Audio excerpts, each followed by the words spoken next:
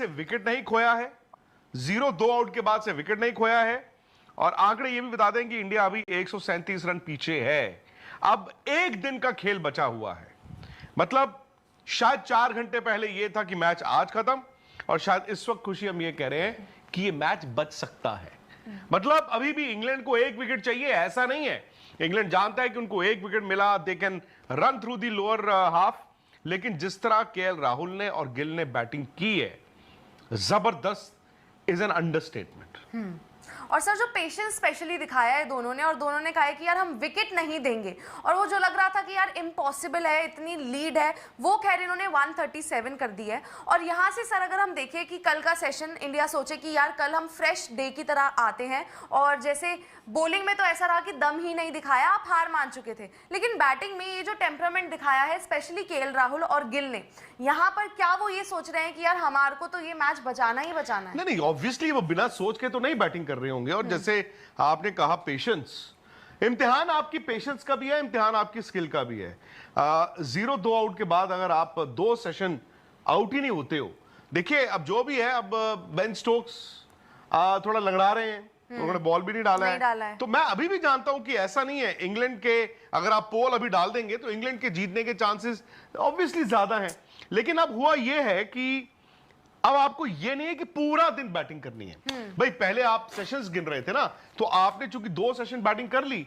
मेरा यह मानना है कि इंडिया भाई अगर कल सारा दिन बैटिंग कर ले फिर तो चलो ड्रॉ हो ही गया, लेकिन 137 की लीड है।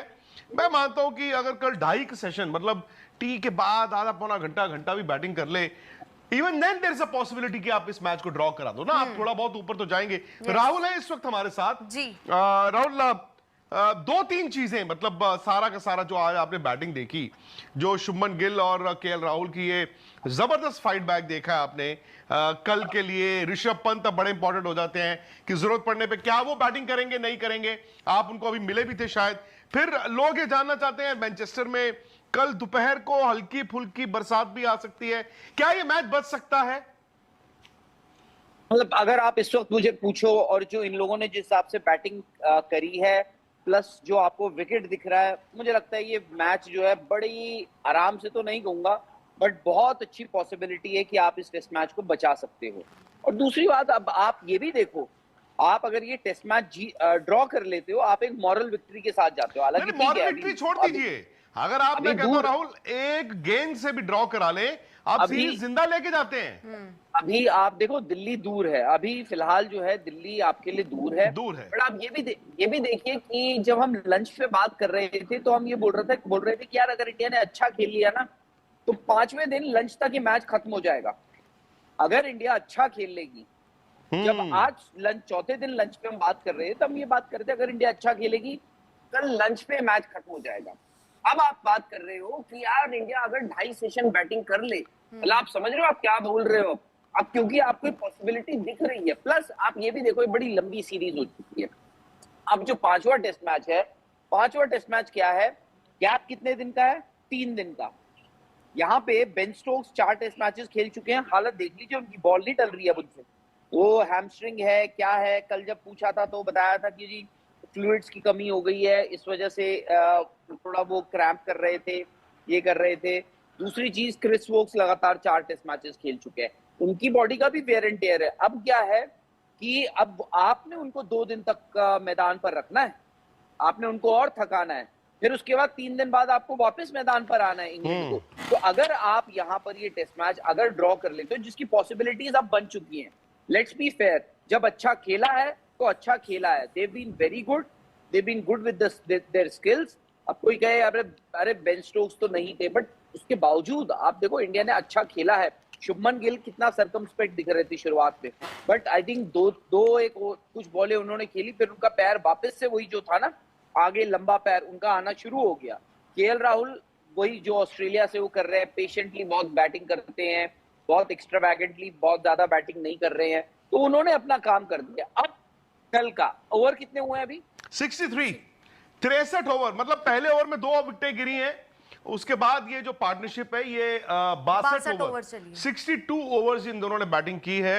174 रन की पार्टनरशिप हो चुकी है, 174 2 आउट ही भारत का स्कोर है। और जैसे बात भी कर रहे थे, 2 सेशंस इंडिया ने बिना किसी विकेट गवाए बैटिंग की है। और मेरा तो ये मानना है राहुल, मैं आपकी बात भी समझ रहा हूं, आप पीछे थोड़े बहुत बादल, एक थोड़ा मौसम के बारे में बता दें, क्योंकि ऑब्वियसली अगर इंडिया कल पहले 1 घंटे में 2 आउट नहीं होते, सपोज कीजिए अगर आके आपके 2 ही आउट हो गए, तो फिर तो यार पता नहीं क्या होगा।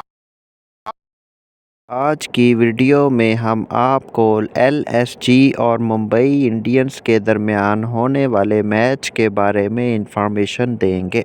LSG जिसको लखनऊ सुपर जायंट्स जबकि MI को मुंबई इंडियंस के नाम से जाना जाता है। LSG लखनऊ सुपर जायंट्स के कैप्टन ऋषभ पंत और मुंबई इंडियंस के कैप्टन हार्दिक पांड्या के दरमियान ये मैच हुआ।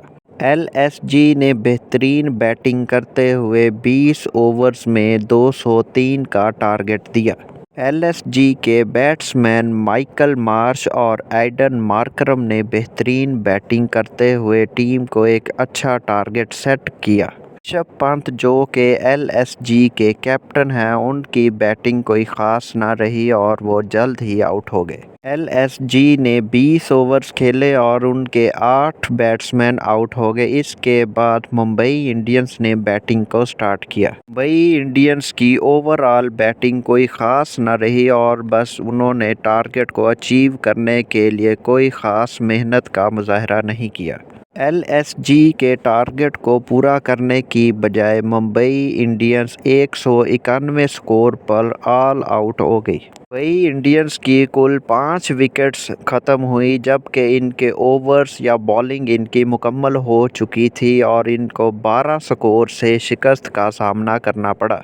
LSG से हारने के बाद अब लगता है मुंबई इंडियंस का IPL में तकरीबन काम ख़त्म हो चुका है और अब वो अगले IPL का इंतज़ार करने के लिए तैयार हों। मुंबई इंडियंस के हार्दिक पांड्या ने अच्छी बैटिंग की, लेकिन फ़िलहाल उनसे टारगेट अचीव ना हो सका और 12 स्कोर से मुंबई इंडियन मैच हार गई। वीडियो अच्छी लगे तो चैनल को सब्सक्राइब कीजिएगा ताकि मज़ीद आने वाली वीडियोस आप तक आसानी से पहुंच सकें। शुक्रिया।